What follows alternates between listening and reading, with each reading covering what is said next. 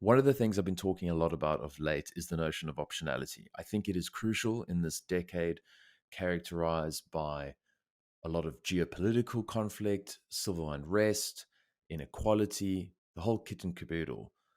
I think that citizenships and passports outside of your current country are crucial. And that's really what I mean by having optionality, a plan B. More so, you've got to get your plan B in place in advance. You've got to get a plan in advance. There's no point in doing it after the fact. And so, one of the reasons why I wanted to have a chat with Katie the Russian today of Plan B passports was to talk just about that. She's in the game of helping Bitcoiners legally obtain residencies and citizenships elsewhere. And there's a multitude of reasons why you'd want to do this. Maybe you just want to pay less tax. Maybe you just want some asset protection or privacy. Maybe it's just like a hedge. Maybe you're just saying, here's a country that's doing something interesting, and I actually like directionally where it's going. I'm concerned about what's happening in my own nation, and I'd like to actually know that I've got options. If, for example, a pandemic were to arise in the future, you could just pack up and roll. It's too late after the fact. So that's what I had a chat with Katie the Russian about, and it was everything I expected. She was fantastic. She got into everything about, I guess, how the whole process works, why people do it, what some of the risks are, what are the benefits, and a whole lot more. Interestingly, we did not talk about crypto because who cares about crypto in this context? It's irrelevant. I didn't think it was necessary to touch on it. So you'll be pleased to know that, or at least some of you will be. All right, enough waffling from me. Enjoy the show. Which one's the best crypto asset? Well, Bitcoin's the best crypto asset. Okay. What's the second best? There is no second best. There is no second best crypto asset. Hello, friends, and welcome to the Why Bitcoin Show. I'm your host, Dale Warburton. It's a weekly podcast on why Bitcoin matters and what makes it completely different to all other cryptocurrencies. If you're interested in Bitcoin and you'd like to distill crypto fact from fiction, you've come to the right place. All right, it's a beautiful day in Brisbane, and I am very stoked to welcome Katie the Russian to the Why Bitcoin Show. I appreciate it very much. Stoked to be here. Yes, thanks so much. Katie, as we were chatting just before, I've been watching what you've been doing for the last couple of years, and I certainly went deep down the rabbit hole in terms of the passports. I haven't quite gone as far as, I guess, the Bitcoin rabbit hole, but it's an area that a lot of Bitcoiners talk to me about, and I thought I just must chat to Katie because you've sort of, not only do you understand the Bitcoin ethos, because I guess you've got competitors, but I want to speak to someone who gets Bitcoin and Bitcoiners mindset, and then also have a chat about all the different options that are available in today's world. But I wondered if we could just start with this. I heard you talk previously about the fact that, less than 4% of people actually choose their jurisdiction. The rest are there just by virtue of the fact they were born there. A lot of people just like kind of live and die in the same country, and they don't ever think about like, is this the best place for me and optimal in terms of like my goals and needs and aspirations? But obviously you think differently, having come from Russia, and you've drawn a lot of that from the sovereign individual thesis and flag theory. So I was wondering if we can just start at a very high level. What is flag theory and why should people care about it? Absolutely. So just like you mentioned, most people are dying in the same country they were born in. They never questioned authority. They never realized that they're under what I like to say, they're born into a monopoly.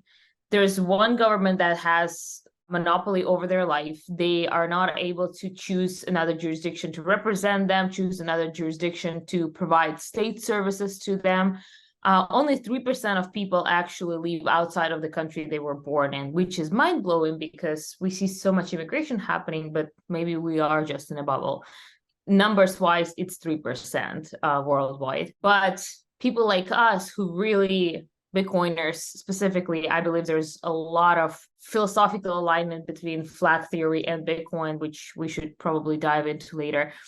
Basically, we're trying to get the control back to the individual on many levels.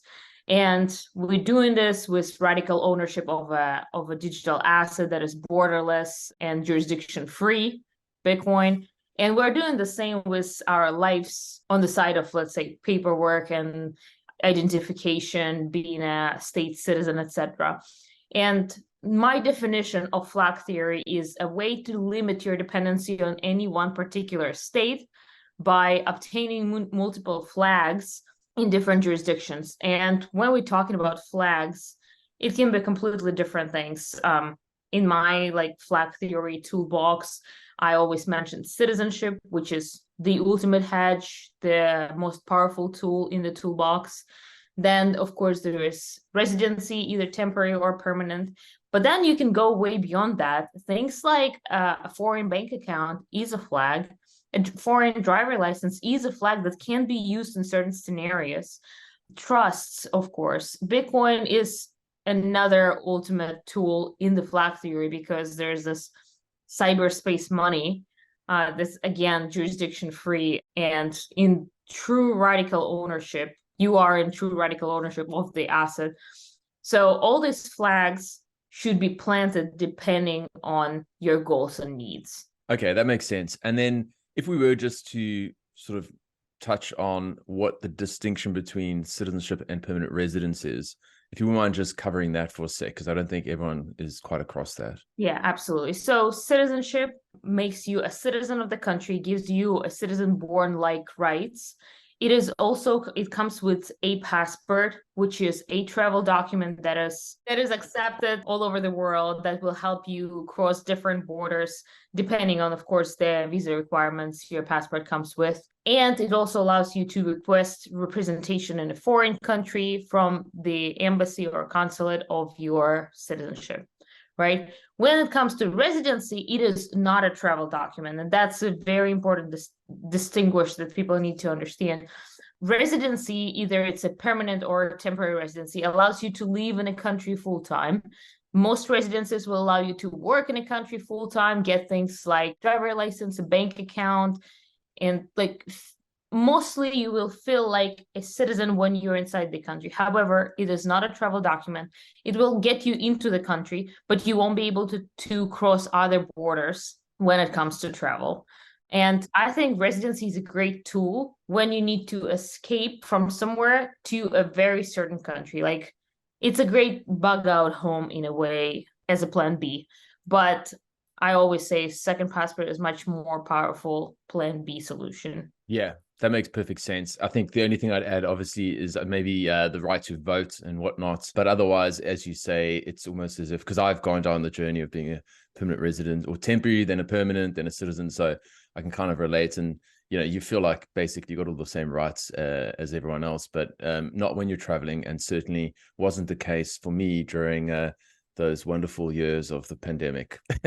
So anyway, all right, moving on there. So I just thought, looking at your website, you're touching on a couple of different things. And I thought these are very useful sort of categories for us to touch on and discuss in a little bit more detail. And so if we were just focusing on whether it's a citizenship or a residency, saying there's a number of these benefits that flow from having a plan B. And these are tax, asset protection, privacy, visa-free travel, and then I guess one has this bigger bucket called the hedge, where it's political instability or lockdowns or economic issues or violence or whatever it might be. So perhaps if you could just touch on some of these particular areas and how a second passport or even just a second residency could actually be valuable in those sort of broad categories. Yeah.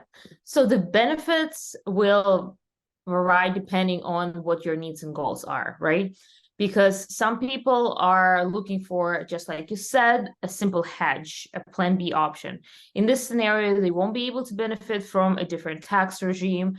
They won't be able to necessarily benefit at the time from visa-free travel, but they will benefit by sleeping better at night because they do have this insurance policy. Now, let's say there's another potential client of mine that comes into play and says, I'm truly optimizing for the best tax regime. I'm done being Australian Canadian. I'm not going to pay 60% of capital gains tax on my Bitcoin. I'm out of here. So what they do is they become a non-tax resident of their current jurisdiction, and they choose a different tax regime. For example, one of the Caribbean islands that offers zero capital gains tax, zero global income tax, and they become a tax resident there. By doing so, they will have to relocate. They will not be able to stay in the original country or jurisdiction where they were part of. They will have to cut ties with their country. But again, they're optimizing for a very specific goal. Now, relocation doesn't have to be simply because you're trying to optimize on taxes. You just want to change your lifestyle. I mean, you know about full-on immigration and relocation. I've done it myself. Being born and raised in Russia, I was looking for different opportunities, different lifestyle. And again, that's another goals and needs. So flag theory has to be a custom tailored solution for every single person. Of course, a lot of Bitcoiners come to me with similar requests, like it's either taxes or a plan B. Yeah. Most of the times. But yeah, we try to understand what's the current, let's say, family picture is like. Is it just a single applicant, or is it family of 7? Are they planning to relocate or not? What are the specific goals that they're trying to achieve? What are the potential attack vectors that they're hedging against? Because the attack vectors are very important. What I like to say about flag theory, it is a security model. So when you're figuring out your security model for your Bitcoin holdings, right? You're trying to strategize, okay, if I travel a lot, if I have a family and I want to make sure that the inheritance takes place, like I need a multi-sig with this and that, my wife needs to be part of it. Like you strategize according to your family situation, your plans, your goals, and your lifestyle. Same goes for every security model, no matter what you're trying to achieve. Like a physical security model will, again, depend on what are the attack vectors and what are your goals and needs.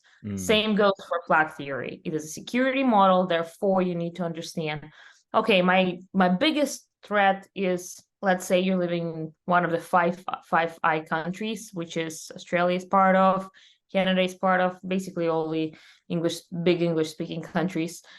They share all the information. There's very little privacy, etc. So you understand that your biggest attack vector is a state actor. So your hedge should be clearly on the other side of political spectrum from your current government. They need to be not in bed politically. They need to not share information with each other. You might even want to look into a different religion countries, because they're usually like, there's a religious layer of protection, and they're not going to extradite you just because like a Muslim country won't extradite you to a Christian country, something like this. So you need to understand those attack vectors and customize your flag theory based on that. Yeah. For example, just to give you a good perspective on that, like let's say people from countries like South Africa or Russia, when they go for a second passport, they want just a powerful passport for visa-free travel, because they're done getting visas to every single country. They're trying to go for a conference for 3 days. Like, yes. It's not cool. So they just go for a good passport that will get them to travel. St. Kitts, Antigua, 150 countries visa-free or visa on arrival. However, let's say Australian, Canadian, and American don't have this problem. What they do have is very powerful governments who will get them down if they really want to. So a lot of my American Canadian clients are going for Turkey, which Turkey is currently going through a shit show. There's a hyperinflation. There's always political weird stuff going on between the parties, but it is on the other side of political spectrum, and that's a good hedge. So yes, that's just an example of like, that's a great example. Totally. And it's funny you mentioned Turkey, because I was there in 2013, and it's the only time I've been tear gassed because well, not directly. There were protests against Erdogan even back then. And I was in the new part of Istanbul and just trying to walk through the mall with all the fancy shops. And then suddenly you just see these people like sprinting, and then it's like, my God, what's going on? But to your point, 100%. And that's something I've also thought about, is like, there's no point in having an Australian and a Kiwi passport, or a Canadian or a UK passport. I mean, these are all the same things. They all kind of move in lockstep. You need someone that's an outlier. And then you've got to go, well, is this actually in alignment with my values? And does it solve my problems? Because there's definitely going to be people that are playing completely different games. But then you've got to kind of go, well, is that actually, I guess, a country or a state that I could actually reasonably use as a plan B? Because there might be plan Bs that are just completely different, but I guess, wouldn't fit into your lifestyle at all. I think, yeah, that's a fascinating insight. I know that you're big on the sovereign individual thesis, and it's definitely one of the most important books, I think, for Bitcoiners to read, just in terms of understanding, I think, where we're going. Perhaps just talk to us a little bit about your interpretation of the sovereign individual, how it fits into your business and your offering, and how you think Bitcoin actually sort of ties in together here. Yeah, so the part of the sovereign individual book that I mostly talk about around my work is chapter 5. I know it by heart. Basically talks about the end of nation states. So, but like I work a lot with citizenship by investment programs, right? And those programs are pure capitalism applied to state services. You basically purchase a passport, you donate into local government fund, or you purchase real estate. So what they talk about is that how nations will have to start compete for your capital, for the fruits of your labor, for your knowledge, because like back in the day when the travel was hard, when travel and change of having a remote work was impossible, they didn't really have to stop you from traveling. Again, they had monopoly over you. You were stuck in the city, state, country, whatever. Right now, COVID was also a catalyst for that. People realize that remote work is there and they can actually choose where to work from without changing the job. So now they are taking the fruits of their labor, their taxes, right? And that's what the governments do like to care about, and their capital elsewhere where they're treated best, where the lifestyle is better, maybe where the quality of life is higher while the price of living is lower. So you start to pick and choose depending on, again, on your goals and needs. And that's where the competition evolves. And just like in every capitalistic environment, there are two driving factors. There is price race to the bottom and quality race to the top. And that will be the first time that the state actors actually have to do better, because as of now, there's no competition. Like we know how it works without free market. So I want this free market to evolve as soon as possible. That's why I do what I do. That's why I'm so passionate about it. That's why I can't shut up about it on social media or in person. That's what I talk a lot about. And yeah, I hope this free market evolves. We start applying this free capitalistic rules towards the kind of services we want from our state provider and the kind of price we agree on to pay to the state provider. They wake up. It's going to be a great wake up call. Again, maybe a lot of it is hopium, which we Bitcoiners actually have a lot of. And it's not a bad thing. We just see the world as a beautiful place and we hope for the better, both on the fiat versus Bitcoin financial world, as well as on this free market between jurisdictions. But I'm very hopeful. I do see the fruits of it already coming through. I see friends of mine moving to a different country and getting to a better lifestyle and being happier and paying less taxes and achieving the life of their family that they want to see. So yeah, that's my kind of hope. Yeah, and I think what's interesting is maybe, and I don't know if you agree with this, but it feels as if like that whole COVID period really accelerated what was an existing trend. So we sort of compressed maybe a decade into a few years, and suddenly everyone was like, oh, I don't need to actually drive into the city. I can do everything remotely. Suddenly it became too dangerous, apparently, to go and talk to people. So you could do everything remotely. And then what's so interesting about that book is it was written in sort of the late 90s and spoke about cyber or e-cash or cyber money. And it was like literally predicting Bitcoin before Bitcoin. And yeah, it's really something that I look forward to, because another one of my books that I always recommend people read is Daylight Robbery by Dominic Frisby. And I've spoken about this on the pod before, where, traditionally taxes were, and this goes back to like biblical times, like 10%.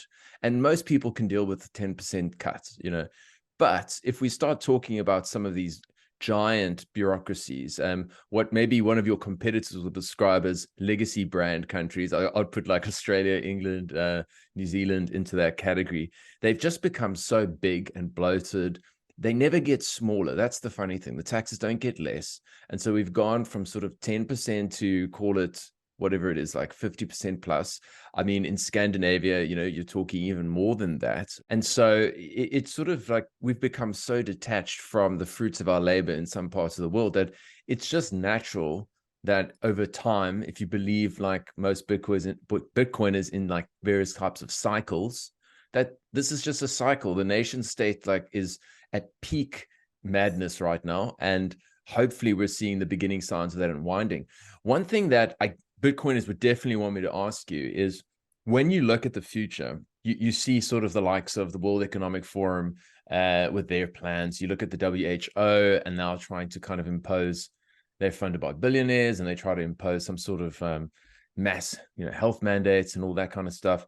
How resistant are these outlying jurisdictions, the St. Kitts, the Dominican Republic, if that's one of them, Vanuatu? How resistant are they to those enormous forces?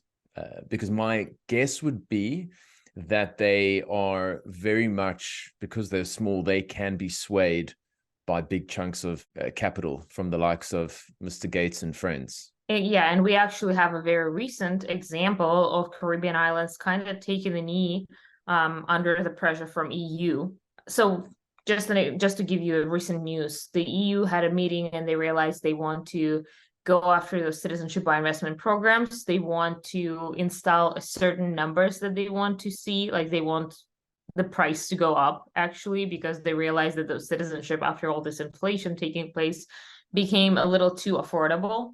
They also want to see a very legit, solid due diligence process, which I'm totally fine with. I understand that. But there is clearly a dependency from those islands onto the EU and other big countries, not purely on the capital side. They barely, as of now, they're barely capital dependent on anybody, but more like visa-free treaties. So right now, again, St. Kitts and Antigua have visa-free treaty with all of the EU, the Schengen area, but they can easily lose that access by pissing off the EU, right? So that's why St. Kitts jump on this train of like, okay, we're raising the price, we're doubling the price basically, which took place at the end of June. We are installing the new due diligence process to make sure that we meet the requirements of EU. That being said, we in Bitcoin always say follow the money, right? They cannot lose the clientele as of now, because they depend on two income streams. It's travel and citizenship by investment programs. And once the citizenship by investment programs dries out, they're not going to sustain on the travel income. So they have to be attractive to people like us. And they make sure that the privacy policies in place. They don't disclose the identity of the clients or new applicants for citizenship and all these things. So yes, they are dependent, but again, follow the money. Money always says, or money always tells. I don't know the yeah, I don't know what the saying is, but I know where you're going. It's basically you can follow the money, and the incentives will drive the outcome, because, as you say, like if that's kind of half of their income, they're certainly not going to go, oh, yes, sir, no worries, we'll stop our citizenship by investment. But I guess maybe the point is that they're not immune to the pressures, to external pressure to make it more difficult. And again, shockingly, it's always for our safety. So, they'll go, well, there's a lot of Russian oligarchs and, this sort of thing. So we've got to make sure that you're not doing enough due diligence, Portugal or Vanuatu or whatever it might be. Yeah. Okay. No, that makes perfect sense. I'm the EU. Like, how at some point when your girlfriend is starting to piss you off a little too much, you're just going to be like, yo, I'm done. Like that's what the EU has been doing to the rest of the world. They keep coming out with like weird requests and certain cultural needs that they want to meet. But like the world won't listen to them for much longer. They are not capital efficient anymore. They're no longer the safe environment for everybody. Their businesses don't thrive. They got themselves to the point where they are no longer the powerful union that they used to be. So at some point we're just going to say sorry, I'm breaking up with you and I'm no longer listening to your requests. Yeah, GFY, go fuck yourself. We're not listening to you guys. Yeah. Yeah, totally. I don't know what you think. I didn't expect to chat about the EU, but let's go down this path. I think that they're going to basically fragment because there's too many different interests and cultures, and you've got like this weird dichotomy between the sort of wealthy northern parts of Europe and then these southern parts that are just basically like economic basket cases in terms of the fact they've got crazy, debt to GDP, and you've got like Germany has to keep the whole thing afloat. And when it took on the EU as a currency, it actually wasn't really in its interests. Whereas some, like for Greece, they had the drachma, I think, then it was a great idea in some ways, but not in others. So, yeah, what's your thoughts around the EU and like perhaps the next decade? There's a clearly a very precise hierarchy going on between the EU countries, and there are some who benefit more and some who clearly pulling off the weight. But like some countries at the bottom of this hierarchy are basically the same countries in the Cantillon effect of the world, right? Like just like us at the bottom of the Cantillon effect, just getting whatever we can from the money printer. There are some countries in the EU who are doing the same, and they're not going to be okay with it for much longer. And there's not much incentive for them to stay in this union, neither for protection nor for capital.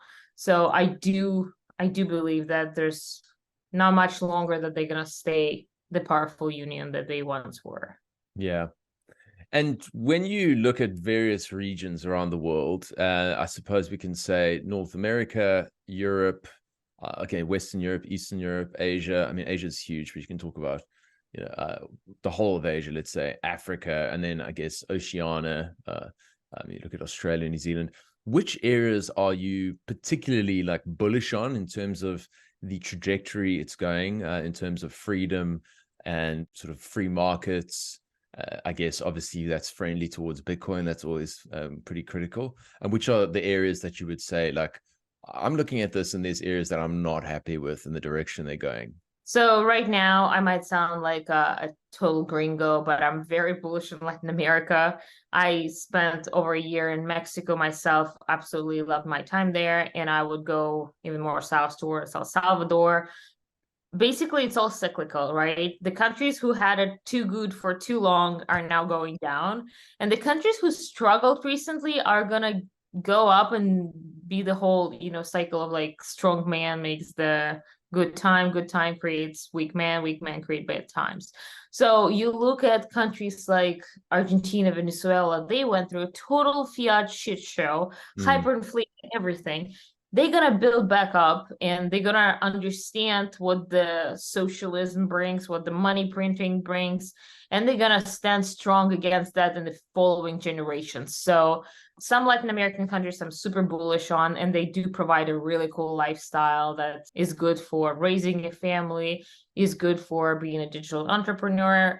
Like local jobs, not gonna get you far, but if you speak English and you can work on a world international job market, like your dollars will go very far down there.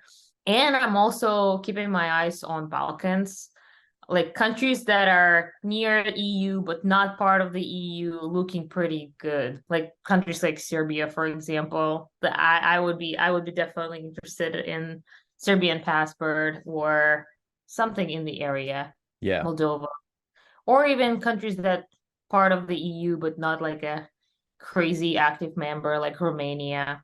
Interesting. Yeah, it's something I've seen that too, Katie. Like Albania, Montenegro.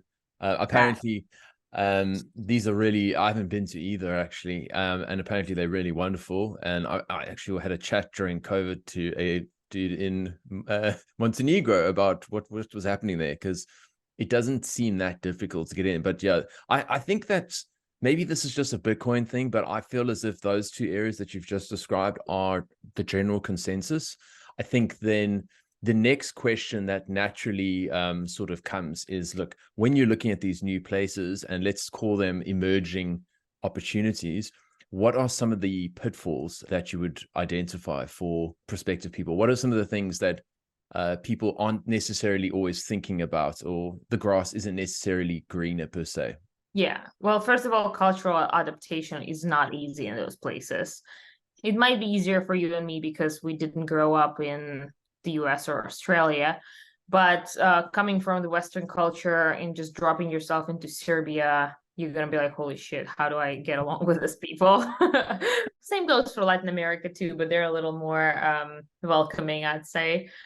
So that's definitely a big one. I mean, you are moving to a lower world country, in a Mm, stupid way to say that, but like there are a lot of conveniences that we know of, that we now used to, that you will have to adapt to, that like they're just lacking some conveniences. And again, it doesn't take long. As Bitcoiners, we are really not fragile, and we are willing to adapt, and we're willing to learn and take on a crazy learning curve and just get it done.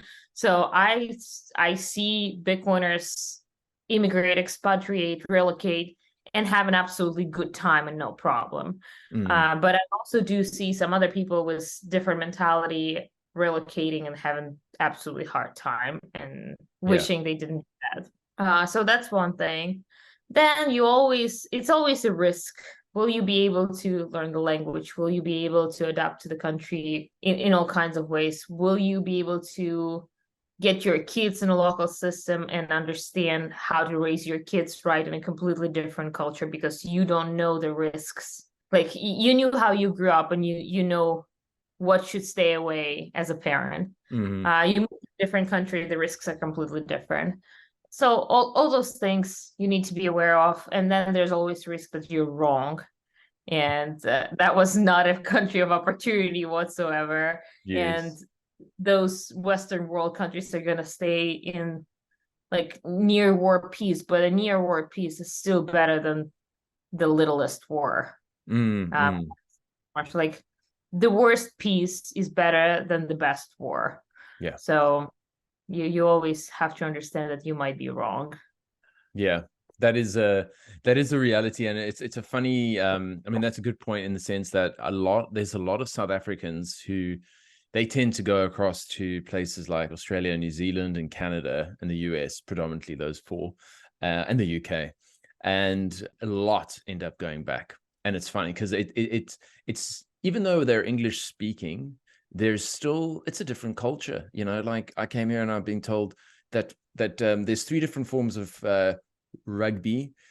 This form called AFL, where it's only played here, is the most popular, and the rest are all crap, and we don't follow it. And so, I mean, that's just the beginning. And like, you know, I like sports, but yeah, it was like, oh wow. And then there's all the different sort of like cultural nuances, not only just the phrases that you hear, but all the little things. Like for example, in Australia, I'd say for the most part we have a kind of mentality. It's very different to the US of there's a bit of a collectivist mindset in the sense of, you know, the tall poppy syndrome. Don't stick your head above ground too much. We're all equal, mates, kind of thing. Whereas in the US, it's like rah rah, self-promotion.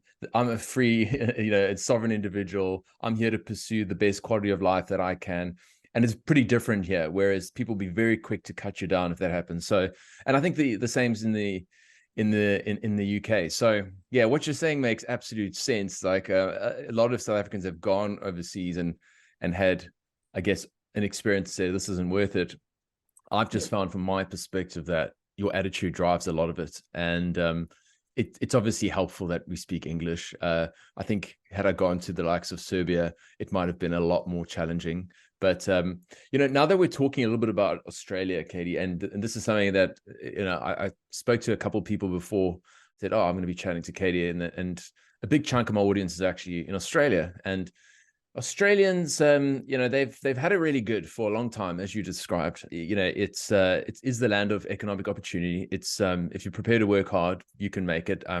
It's not just white collar people that are making a good like sum of money. It's I mean, even the sort of blue collar jobs are just pulling in shitloads. I was shocked to see how much people in mining and all sorts of other sectors are making.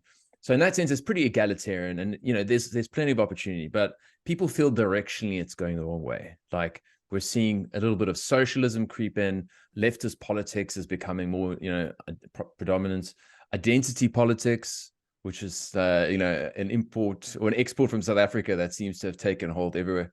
So they care mostly about a plan B.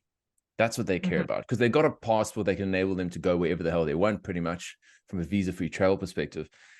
If you were just talking to an average Australian, and I know that it's, I guess everyone's got their personal circumstances, but let's assume somebody's just a Bitcoiner and they're going, hey, I want to just figure out what is a good plan B for me as an Australian. Like, what advice would you give them? Yeah. So I had a huge influx of Australian clients during COVID when they realized that they don't have the freedom they thought they always had. And Australia, I mean, you're geographically already detached from the rest of the world, so you don't have to take this into consideration. But many Australians would just go for Caribbean passport because it is, again, pure capitalism, everything done remotely. The requirements are pretty low. All you have to do is donate money and you're good to go. And that's the fastest route.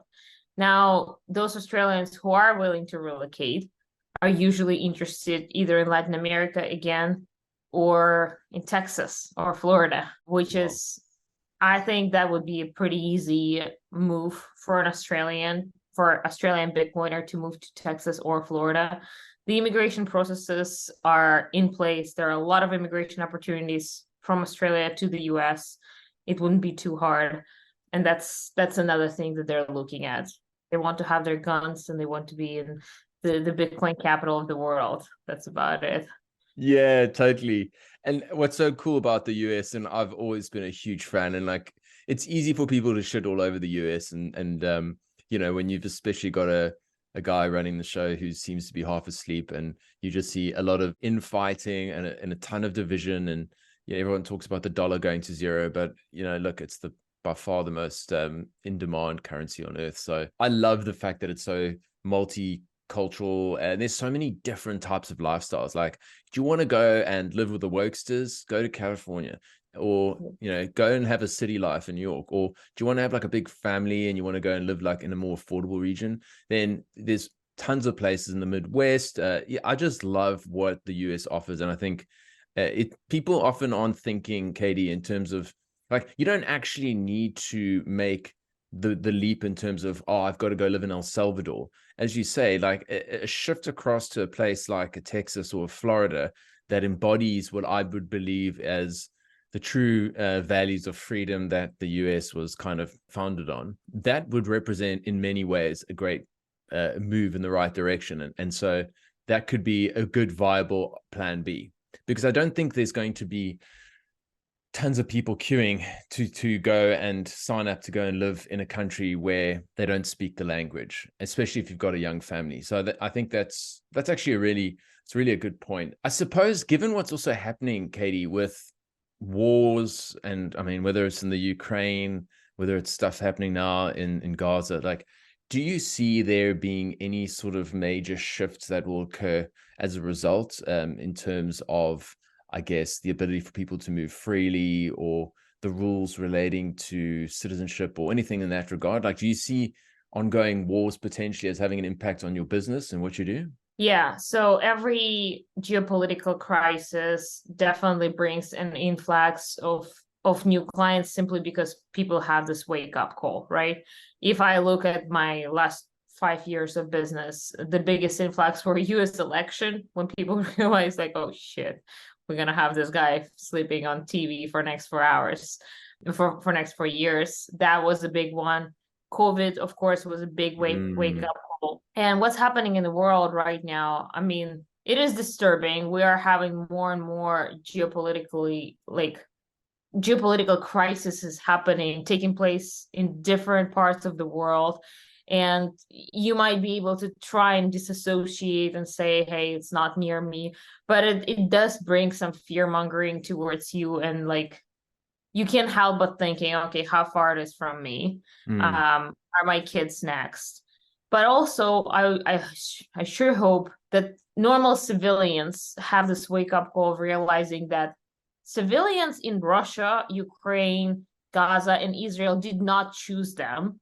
They did not choose to be part of this world. They got pulled into this absolutely toxic relationship of politicians and their games. And now they're just, they have to be part of it without consenting to that. And that's what civilians all over the world should realize, that they're not too far from it, because there is the crazy politician in their country who does want the same happen in your region. You don't have much to say, honestly. So this, I mean, every crisis brings new awake people, and I hope people realize that, hey, it is sad. I'm emotional about it, of course, by being Russian and Yeah. being pulled into this conflict in so many ways, even though I've been to Russia for 2 weeks in the last 8 years. Yeah. Like, but online I've been pulled into this whole pick a side bullshit many times. Totally. And I mean, I think as Bitcoiners, we'd say, like, the ability for governments to wage endless wars would be extremely restrained had there actually been some sound money, because the public would never agree to it. Nobody's going to say, like, if the US said, oh, by the way, we can't print money, but we've got gold and it's running out. So, but could we possibly just create these war bonds? But don't worry, we're the good guys. We're just going to go into Afghanistan and Iraq, and we'll hop over to Ukraine and we'll give them $75 billion. Meanwhile, there's people in the streets overdosing on fentanyl, and you've got massive like inequality and civil unrest. But let's focus on what's happening there. And or let's also get involved in Gaza. And it's crazy. And as you say, there's always excuse me, I call them like rebel rousers. There's always like rebel rousers that are almost in a sense promoting conflict and division and violence. There's a guy in South Africa by the name of Julius Malema, a leftist politician who's never really got more than 10 or 15%, but he fills up stadiums and he's able to get them to chant things along the lines of kill the boer, which is kill the farmer. And it's like a struggle song that was sung during apartheid. And people have heard me talk about it before. I was like, okay, this is really like crazy stuff. And so I look at the next decade as being pretty wild, but at the same time, in many ways, you mentioned hopium earlier, Katie. I think I've got a lot of hopium for the future. I want to touch on the hopium aspect in the future in a sec, but first I wanted to find out if you got in the ears of, like, if you could do like a presentation to the heads of states at the UN, and you're like standing in front of them and saying, like, listen, guys, this is what's happening. What would you actually say? Because, if your sovereign individual thesis plays out and they're going to start competing for talent, like, what would your pitch be? And, to these world leaders that are actually, in your view, going the wrong way? Yeah, I hope I would have the guts to say, you're all dying and you either change your game and get along with our plan, or you've got a long but painful death in front of you. And I, again, partially hopium. I still don't trust politicians anywhere in the world, no matter what they say online. But El Salvador, again, they were forced into this position. They were at the bottom of quintillion effect on US dollar, didn't have access to money printer. So they realized they were already on this death penalty for sure. And they just got along with our game, realized that, okay, maybe we can try to do things differently. And yeah, I would just tell them, well, you're done. You're done. Totally. It's I think because of politicians and I tend to agree with you, there's no real good ones. They're all much of the same, self-interested, and really they play on 4-year political cycles. They don't care about you or the future or anything like that. That's just the nature of these things. And then people go, oh, well, he's a dictator. And you go, well, Hitler got in via democracy. So, we also have to think about all those things. So, like, yeah, I in some ways, I do agree. It's inevitable, the demise, I guess, in terms of the nation state in its current form. I'd love to see them starting to treat us more as customers and not as cattle that they can milk, as the sovereign individual thesis says. Now, I thought that the other thing I was going to touch on now is, like, looking forward. You spoke a little bit about hopium and all that. We spoke earlier before we got recording that you're expecting your second child. Obviously, yeah. And I said, oh yeah, me too. I'm planning something. And I'm thinking, I'm optimistic. For a lot of people, they look forward into the future, and it's not necessarily so. Like, what are you? What is your kind of outlook? Let's say over the next 5 to 10 years, and then 10 years beyond. Like, positive, negative, where you stand. I'm incredibly bullish on the world, on my life, on my family's life. Just like, I would say to the all those world nations, you're done. I would love to tell to all the Bitcoiners down there, just understands that they're done. And all this effort that everybody spends on like trying to get their guy into the White House, trying to pick a side and promote their side, just put the same effort into prioritizing your family instead of your candidate, your loved one instead of your party. And if you put the same effort and amount of time into your loved ones, like they will prosper, like you will build a beautiful life. Mm, Disassociate with the state. That's the best I can advise, honestly, because 5 years ago I went deep down this anarchist rabbit hole where I got super angry for like a couple years. I was just incredibly angry on the state. mm, I had a strong feeling of hate towards that. I wanted to scream about it on every corner, how mm. bad of a guys they are. And then I had my family. I had my first child, and now I don't give a shit. And this is an absolutely beautiful feeling when you realize that your neighbor, your next door neighbor, has higher influence on your life than the state actor, than the guy in the White House and the guy on the TV. And when you start building this local life, building your beautiful tribe with whom you're aligned philosophically, aligned on what's the best money are, aligned on how you want to raise your children together, the life becomes extremely beautiful. Many people on Twitter would tell me, well, Katie, you live in a woke place, Austin, Texas. And I don't see any wokeness here because I'm in an absolutely beautiful bubble of Bitcoiners. We are all getting pregnant together, home birthing our children, having huge plans on how we're gonna raise them on like our principles. And we are in great health. We're all in absolutely beautiful relationship with our loving husbands. We've got our sisterhood going. So I'm highly bullish on my life and the life of the people who surround me. So yeah, I that's love that's it. my That is wonderful. I absolutely love that because, what you're really saying there, Katie, is basically, like along the lines of Jordan Peterson's clean your own room, take care of your own affairs, stop trying to fix the world, fix yourself, focus on your personal life, your family, get your priorities in order. And if you start making sense of the world, like your little world that you can create in your family, it makes life so much better. I just like what you were saying, just like resonates so much because prior to COVID, I became almost like a US political expert. And I was just like following the news and like, listening to Ben Shapiro and Dave Rubin. And then I'm listening to these guys. I'm like, fuck these guys. And oh God, it's all going to hell. And, and then eventually you go like, this is negative stuff. There's no good guys here. They both like, they rely on the other to be able to create content that gets you all incited and you get upset and you're angry. And I don't like being angry. And so, I think perhaps I will say this to the Aussies that are listening, when we look at some of the stuff that's happening in Australia and we go, oh, COVID was a mare. And, there's politicians that are trying to divide us, most recently with this thing called The Voice, all these types of things. I think what I've done, and I find myself so happy and knowing all of that. I'm like, yes, I know there's fuckery. Yes, I know there's silly behaviors, but I surround myself with people who share my values. I love where I live. I love my neighborhood. It's a peaceful, quiet neighborhood with lovely, kind people. We don't agree politically and stuff, but who cares? We're like, it's a family-oriented, sweet, peaceful place.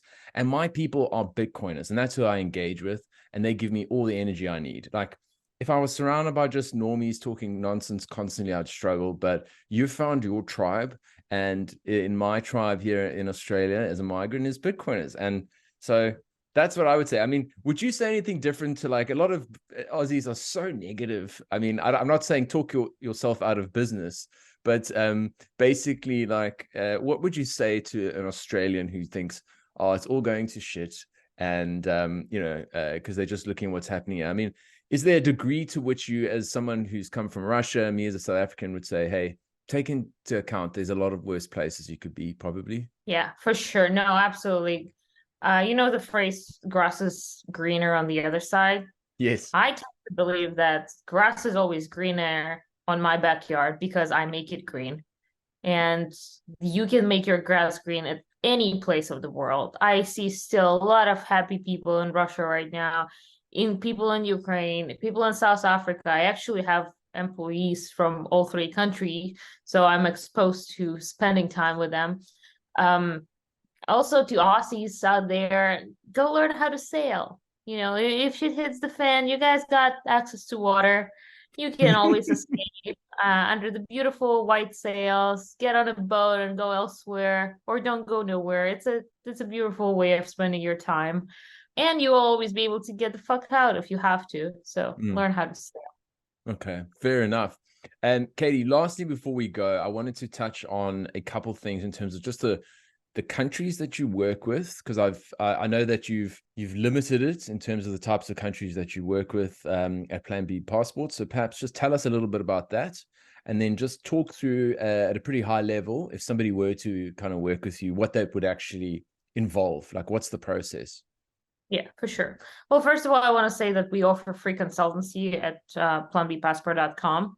And yes, we are limited to the countries that we provide services for, but just due to my own immigration experiences, due to me living and breathing this topic, I know about a lot of other countries that I won't be able to provide you a service for, but I will still be able to consult you on.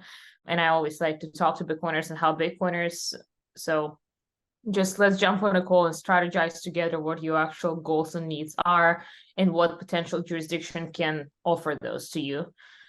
We currently work with all the Caribbean CBI programs. We work with Turkey, Citizenship by Real Estate Investment Program. We also constantly looking for other great jurisdiction and great programs, including not just citizenship by investment, but other options like we're looking on descent. I can always like give you a little consultancy on either you have some roots in a different country or something like that. Yeah. We also know a lot about citizenship by residency through financial solvency program, which is very common in Latin America. Basically, all you have to do is prove that you have certain income or certain savings, and they will welcome you because, again, follow the capital. They want you to come with your money and live in their country and spend money there. So we are very familiar with a lot of immigration opportunities in Latin America. They won't get you to the passport right away, but you will get residency pretty quickly. Yeah, so that's what we do. Mm-hmm. And okay. The way we work with the client, just from A to Z, you come in, you tell us your goals and needs. We strategize together. I ask you a lot of questions on this free consultancy call, and then we decide what the game plan is. After that, we provide you with a custom tailored checklist of the paperwork that you need to give us, while we will fill up all the government forms for you. If we have to, we'll request some additional documents from your government, such as like police records, etc., etc. And then we submit your application on your behalf to the government and facilitate all the communication with the local authority, like citizenship by investment unit or immigration unit.